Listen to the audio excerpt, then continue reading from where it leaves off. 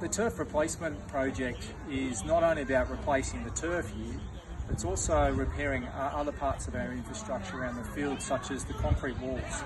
These concrete walls are fairly important, particularly the kids like to hit up against these walls. It's really good practice for them, but over time, as you can see, these walls have had better days. So before we replace the turf, we're going to repair the walls all the way down this wall, as well as behind each goal, down at the airport end and the garden end. That concrete wall also needs to be replaced.